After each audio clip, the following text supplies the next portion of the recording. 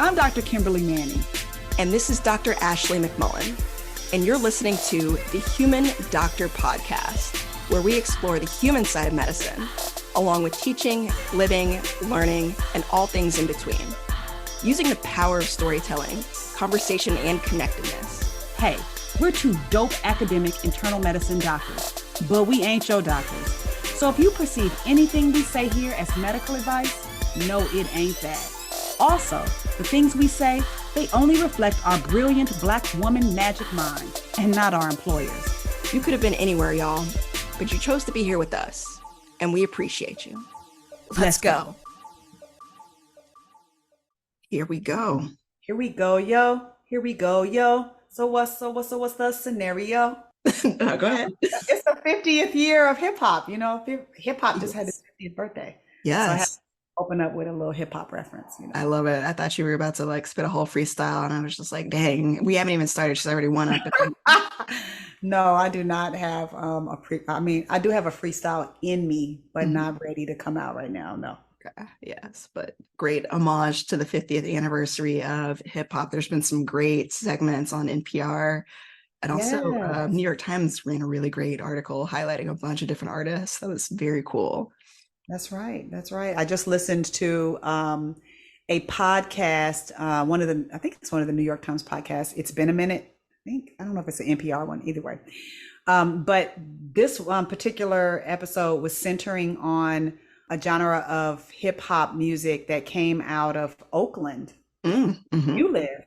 Yep. Hyphy music. Hyphy. Yep. Hyphy. E40, Too Short. Yep. So I thought about you. I was like, oh, I know somebody who lives in Oakland. Yeah. Well, I really actually mostly enjoy the highlights of the Houston rappers. Paul Wall, Slim Thug. Chopped and Screwed. Yes. Hey. Yeah, y'all don't know nothing about that Chopped and Screwed, man. Yeah.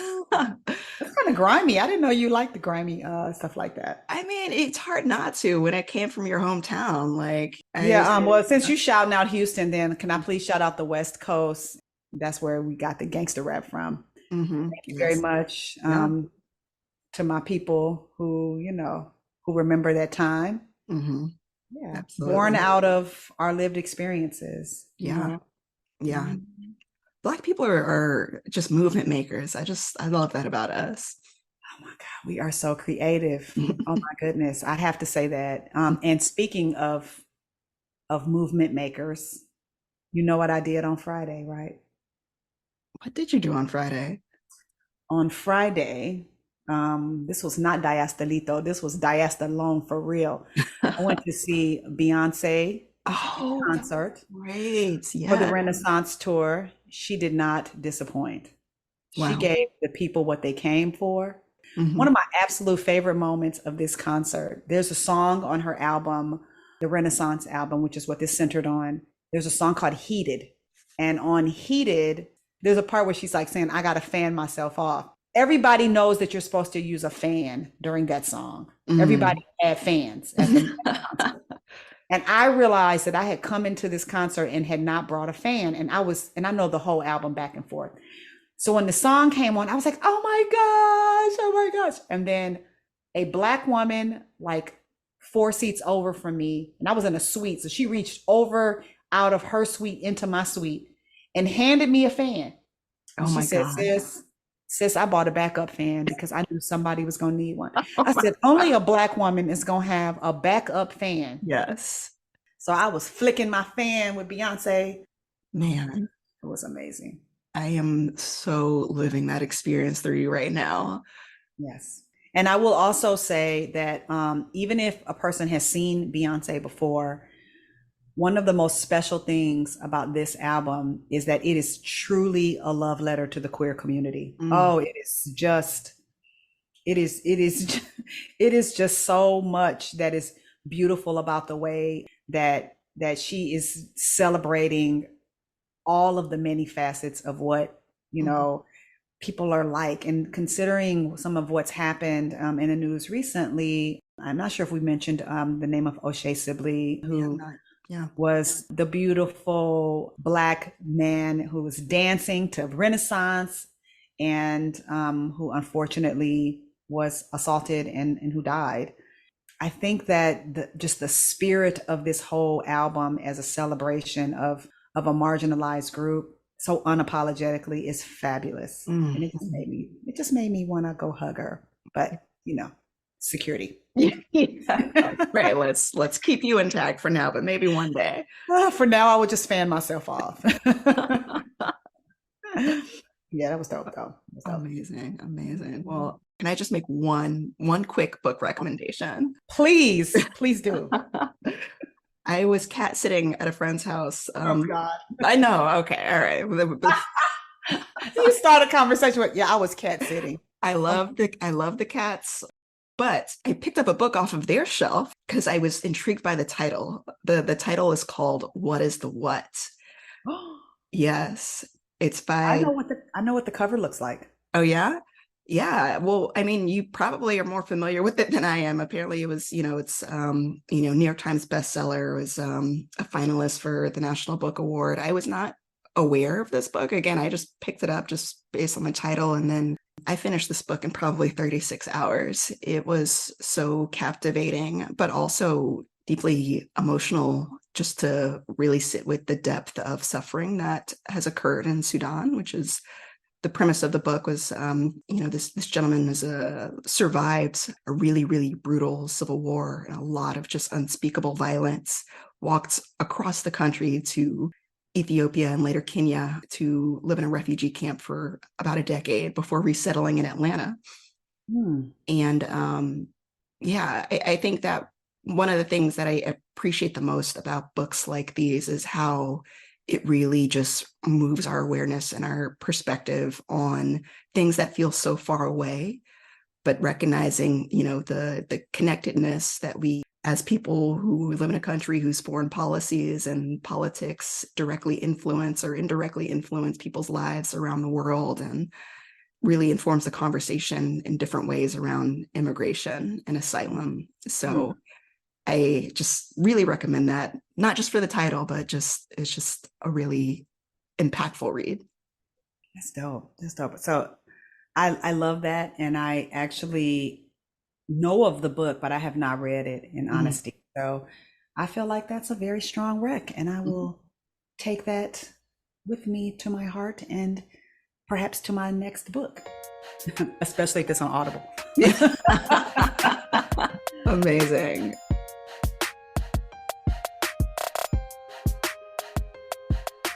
All right. Well, I know that we could talk about Beyonce, we can talk about books for the foreseeable future, but I do recognize that, we got busy lives on this Monday. So I want to have ample time for myself and all of our audience members to take in a story from the Dr. Kimberly Manning. I listened to your interview with Dr. Glaucoma Flocken and his wife. Yes, last night when I was twisting my hair. And I stand by every word that they said, that you are one of the most phenomenal storytellers that exist in our modern times. So, sis, thank you for regaling us today. I would love to know what is the what. Those tears are me just trying to figure out what the what is. Okay, the what is seen. Seen. Okay, that's a new one. Seen, as in being seen. I love What it. comes to mind when I say that to you? I feel like feeling seen is a part of feeling loved. I think that to be seen in the fullness of who you are, like someone really seeing you, your truth, your authenticity, like that to me feels like the thing that we all need to feel safe and secure and at home. Yep. One of the things Beyonce says in one of her songs, it opens with saying, "I'm one of one, I'm number one, I'm the only one." And wow, she's Beyonce and she might be having a different context. Even if you're an identical twin, you're one of one. Like you're you. And there is nothing that really feels, more hurtful than seeming insignificant and like, your one of one isn't something that anybody's checking for. Yeah. And, sometimes we tell these stories about our perspective as Black Americans in predominantly non-Black environments and how it feels like you aren't seen, but it is not even guaranteed, even in spaces where you think you'll be seen, that you will. And so this story, I'm gonna take you back to when I was a medical student. And for context, both college and medical school for me were at historically Black institutions. So me being on a clerkship, me being in class, I was with Black folks. My whole class looked like me. I remember there were like 2 people in my class that were white and 1 girl that was Chinese. I remember this.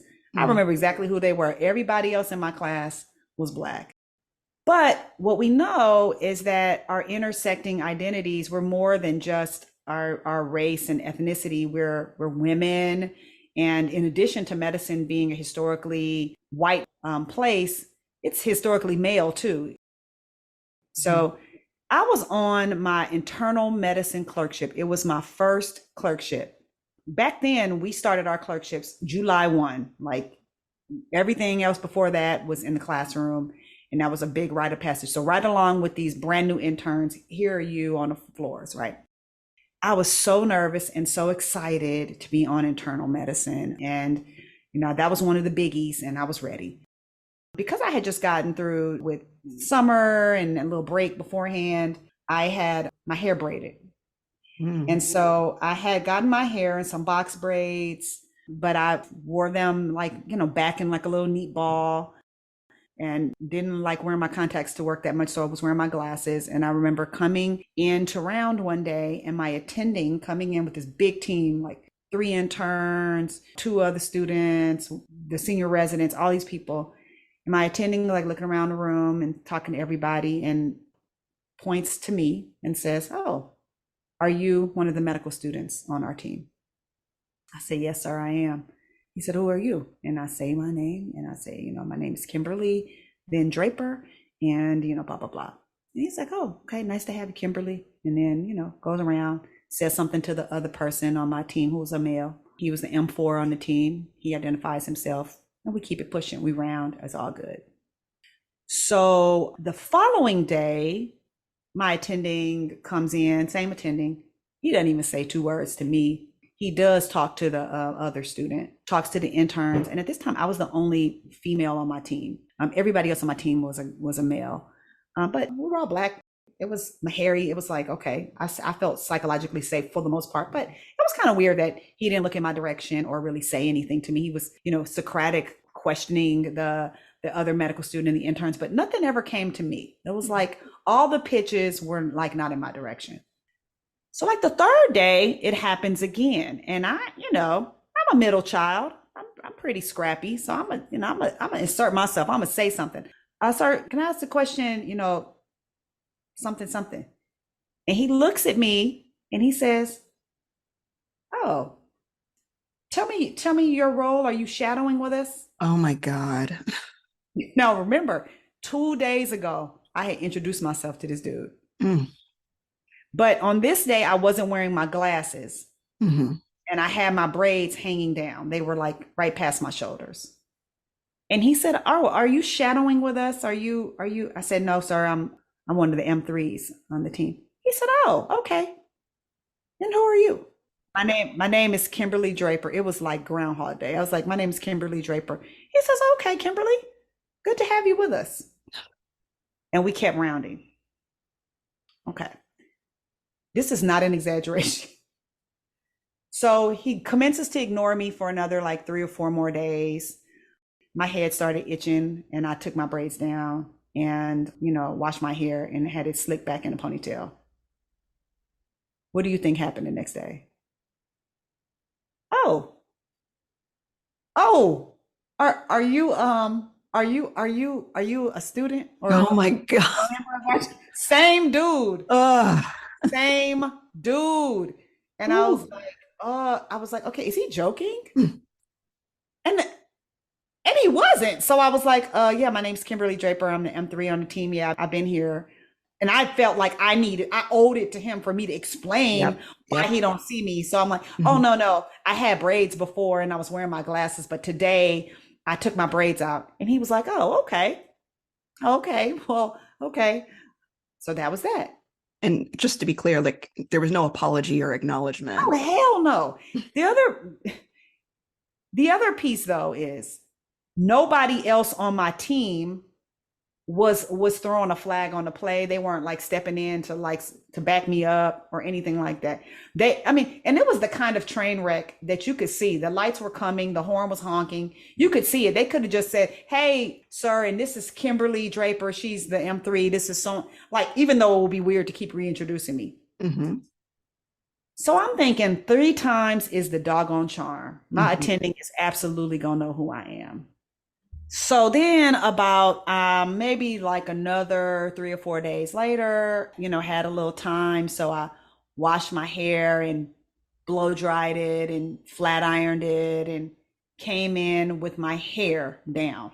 My hair at that point was about shoulder length in a bob.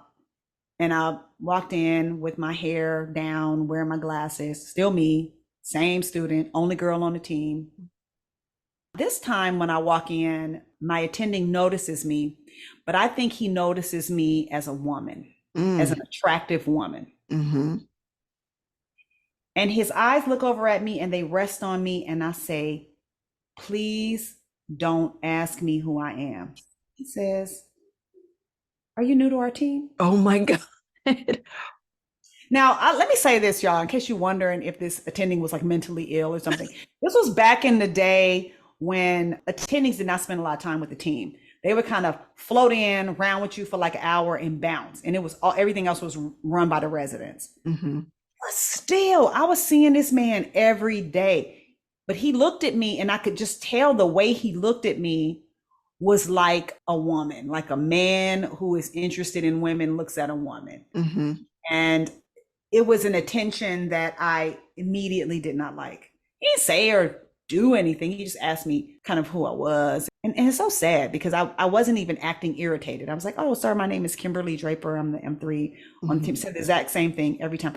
But today I have my hair, I straightened my hair and I look different. And he was like, "Oh, okay." He's like, "Okay. Oh yeah, you know what? Oh yeah, I do remember you." Like, "Yeah, bro, you should remember me because I've introduced myself to you like 3 times. So let me tell you, when I finished my medicine clerkship, let me tell you what I knew for absolute sure. Nobody, nowhere, no way, no how could get me to do internal medicine. I knew I hated medicine. Internal medicine was the worst. And I felt very sure that I was not going to do it. Solidified by that experience. So, because, the thing about it is the fact that I wasn't seen made rounds unpleasant. It made me not like anything about the experience. Everything this was when the lab used to close at a certain hour. So, I was always scudding off to go like spin urine and gram stain stuff and everything, which should have been really exciting to me. But all I could think about was that I just felt like an invisible workhorse, right? Like the bottom of somebody's shoe. We've heard references to Black women being just the mule of the world, right? Zora Neale Hurston says it so beautifully, right? I couldn't wait for that experience to be over. Yeah. So I was a 4th year medical student in July when I decided on my residency program, because I thought I was going to be a surgeon. I was sure that I was going to be a surgeon. And it was not until I was on my surgery sub-I that my mentor sat me down and said, "Look, sis, I don't even know how to tell you this, but you are not a surgeon." And essentially told me that my interest in explaining to people about their discharge plans and doing consults and helping people, get their medications and all this stuff. She's like, "Baby, that's internal medicine." I said back to her, "I definitely am not going to apply for residency in internal medicine.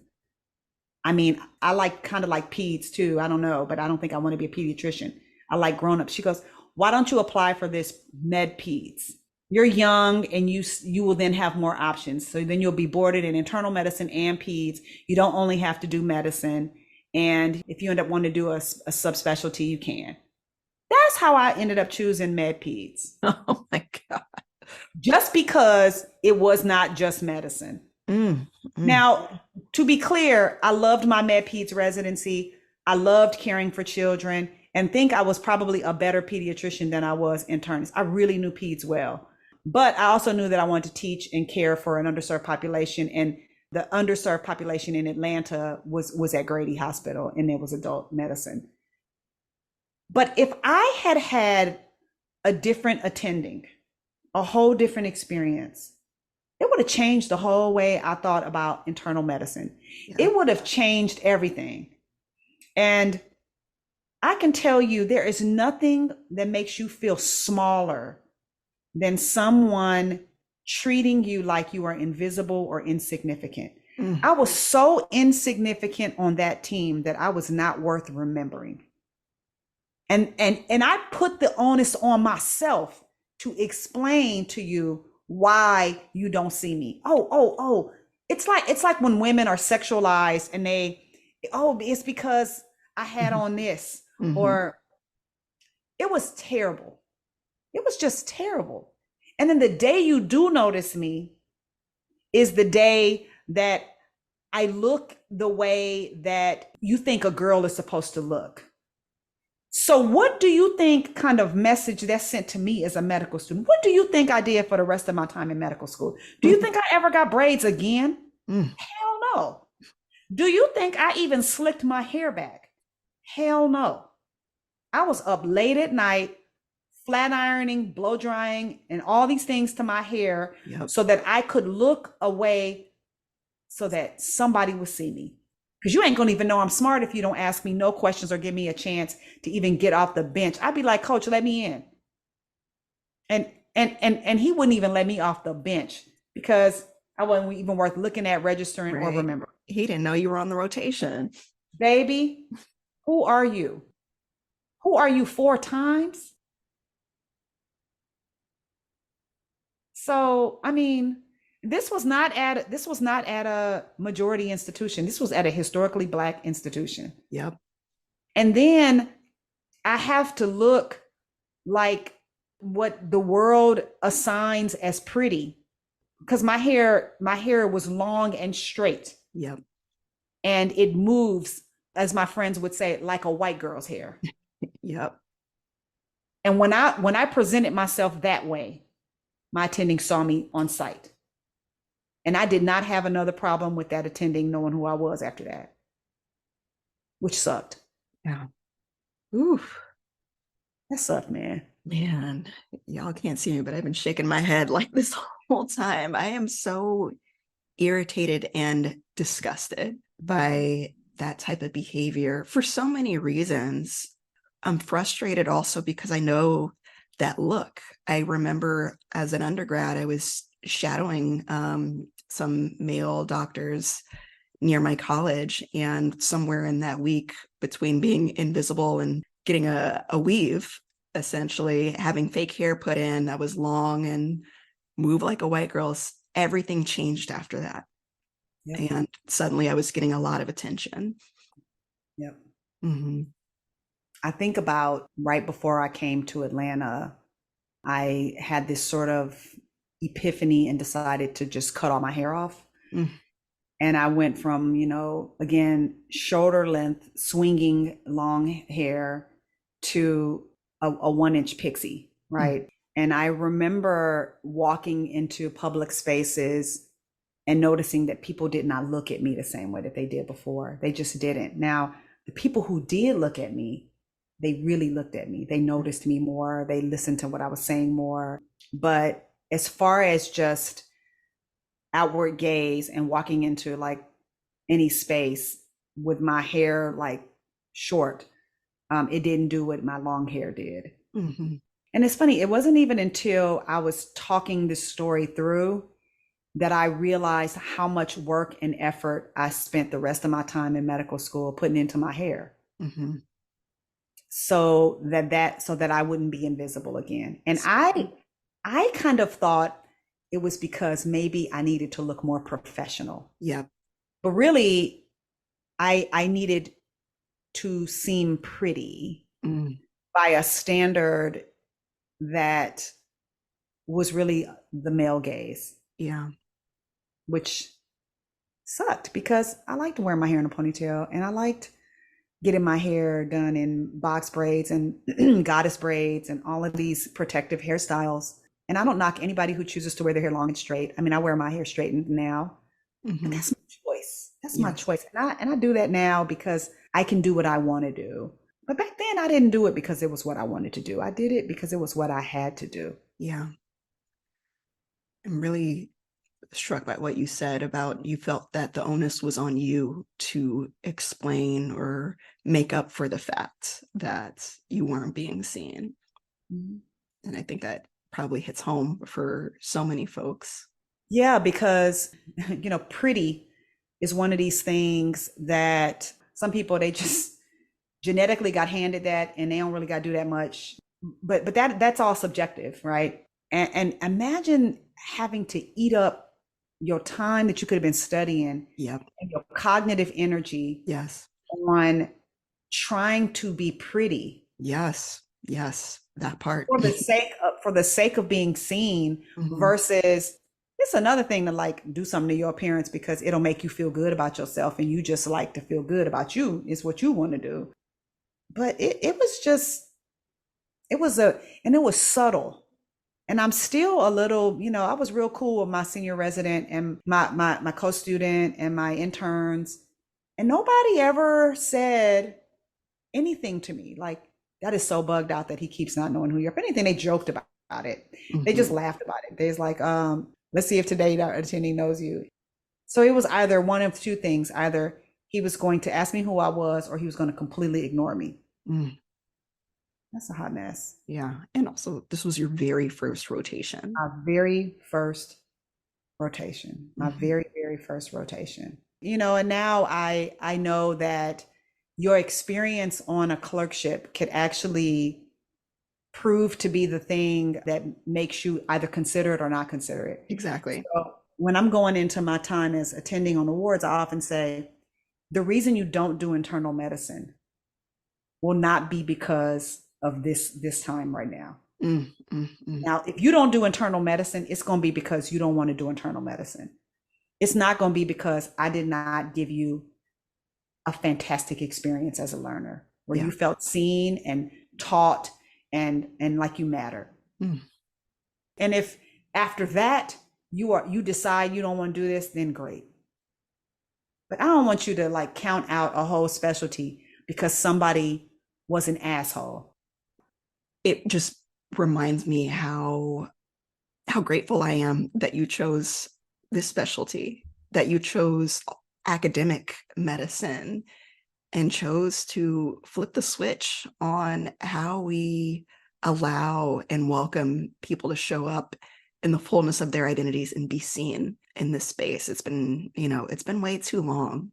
Mm-hmm. Mm-hmm. So listen, if your hair is long and straight, if you got locks, if you starting baby locks, if you got Bantu knots, braids, a twist out, some braids that you need to take down, Mm-hmm. if you decide to rock a head wrap, if you are wearing hijab, if you are doing whatever it is that is true and is you in a space, if you're wearing your glasses, wearing your contacts, or wearing reading glasses on top of your head like me with presbyopia, all of it is welcomed and is fine and is you. Mm. And it is our job to see each other.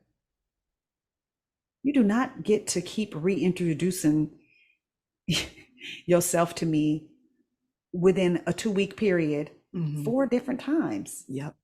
And if you're next to somebody and something like that happens to them, man, put a flag on the play. Mm-hmm. That was not cool. No, not cool. Yeah. Well, I see you. I see you in Jules. Thank you. Even though she's a little dirty right now. Thank you, Beyonce, for It's all good. wetting my scalp. Yeah. Mm. Yeah, girl. We just all want to be seen. Yep. Mm-hmm. That is all anybody really, really wants in this world. Don't you think? Absolutely. Yeah. Absolutely.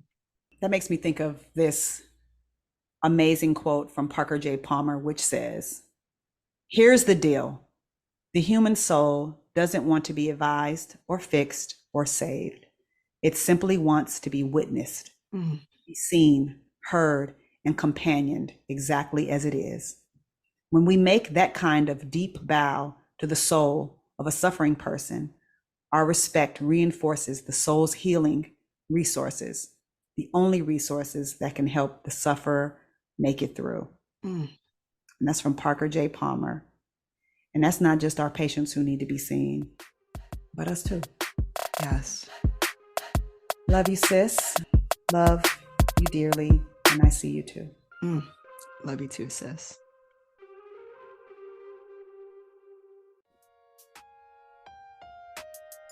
That wraps up this week's episode of the Human Doctor Podcast. Special thanks to our favorite brother gastroenterologist, Dr. Chuma Obiname, for the beats. Shout out to the Dr. Ashley McMullen for editing and production. Mad love to our podcast family at The Nocturnist and the Clinical Problem Solvers, our Med Twitter fam. And especially shout out to all of you, our listeners. Until next week, remember, we see you and you are enough. Holla!